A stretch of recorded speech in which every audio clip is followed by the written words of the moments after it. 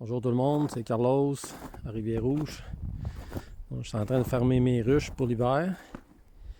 Donc la façon de faire que j'utilise, c'est je mets un polythène en premier, tout le tour, pour les couvrir. Je m'assure de ne pas fermer le bas.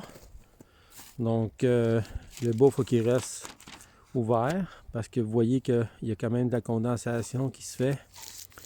Il y a encore beaucoup d'humidité dans les ruches à cause qu'on les a nourries pas au printemps, mais en septembre. Donc moi, c'est ma méthode que j'utilise. Donc je mets un plastique. Ensuite de ça, je mets des styromousses. Ça peut être 1 pouce sur les côtés qui sont face au soleil. Puis ceux qui sont du côté nord, je mets un petit peu plus épais, 1 pouce et demi, c'est suffisant.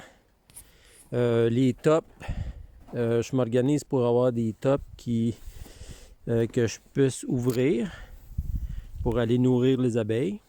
Donc, vous voyez, ils sont en train... Je leur mets des blocs de sucre que je fais moi-même. C'est ça. Et puis, je m'arrange pour que je sois capable de les ouvrir assez facilement quand il fait moins 10, moins 15. Aujourd'hui, c'est doux, il fait moins 1. 0 degré, moins 1. Si je tasse ça un peu. Vous voyez, eux autres, ils raffolent pas tant que ça. Du sucre.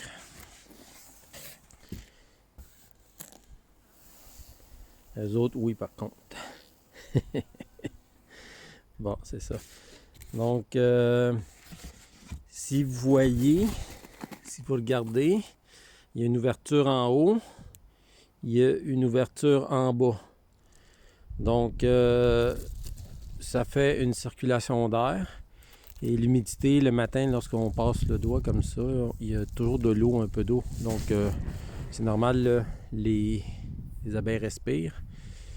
Et puis aussi, c'est la nourriture liquide qu'on a nourrie en septembre qui sort. Là c'est toute cette humidité-là qu'il faut laisser sortir. Donc, ce que je fais, c'est que j'ai des ruchettes, des petites ruchettes, celles-là. Je les mets entre 2 grosses pour qu'ils partagent leur chaleur.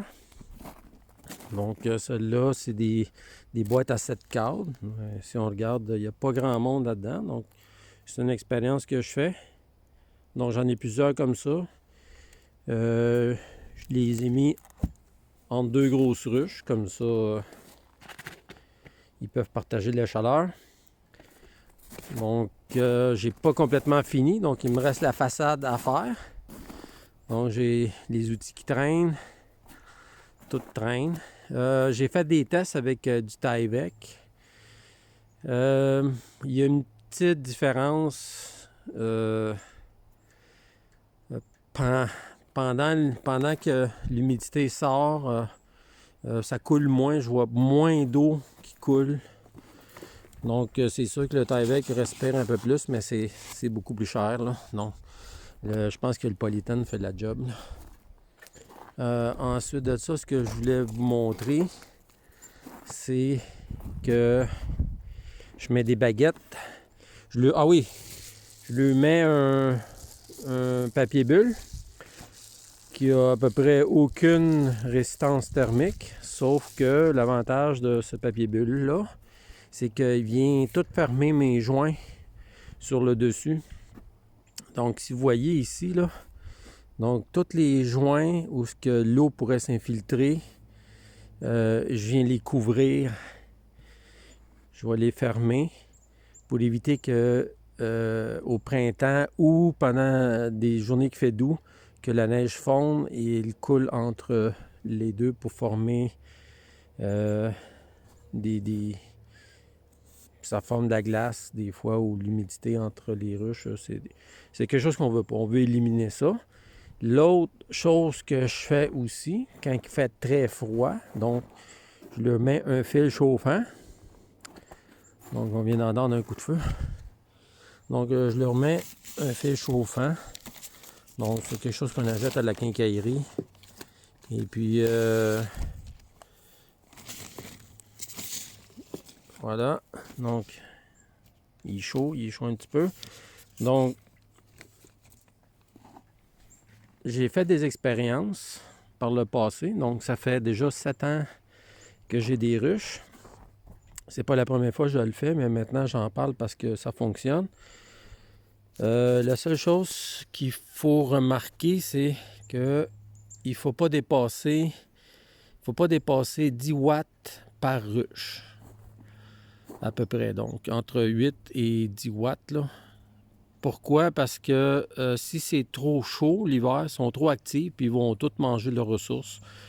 On veut quand même qu'ils restent en boule. Fait que ce que j'ai remarqué, c'est que les meilleurs résultats, c'était pas plus que 10 watts.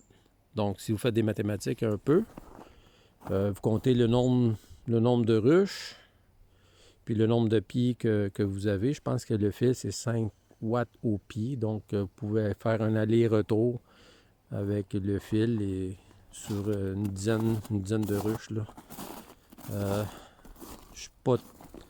J'ai pas de calculatrice avec moi, là, mais vous avez juste à compter puis faire des maths. Donc, c'est à ça que ça sert les mathématiques. Ensuite de ça, oui, c'est ça. Donc, les baguettes de bois que je mets par-dessus, en fait, c'est pour le vent, c'est pour retenir les papiers bulles, puis aussi pour les animaux. Donc, les animaux qui pourraient venir nuire pendant la nuit ou pendant que je suis pas là.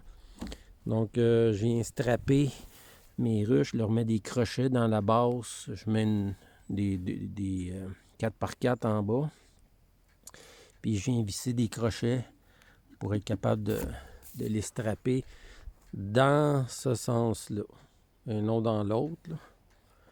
Donc ça, c'est quelque chose que c'est très pratique parce qu'on a juste 2 straps à enlever pour lorsqu'on veut les nourrir l'hiver.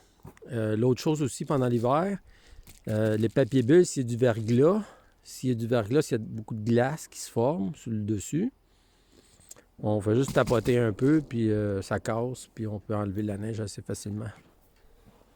Donc, les styromousses. Les styromousses, en fait, le monde me pose la question pourquoi que je leur mets des styromousses. C'est plus pour le mois de novembre, mois de décembre, quand il n'y a pas de neige encore. Là, vous remarquez qu'il n'y a pas beaucoup de neige.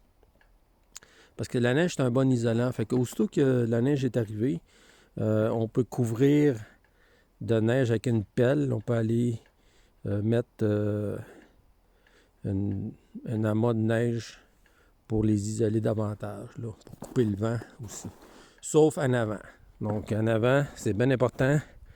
Trou en bas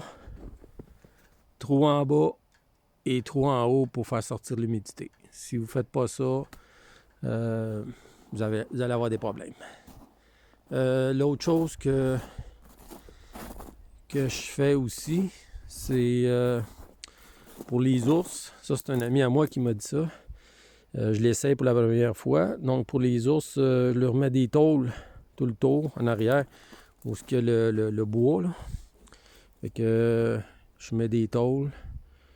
Comme ça, l'ours, quand il approche, il sent que c'est pas ferme. Fait qu'il sent... Il a peur. Mais si je pense qu'un ours, il a faim,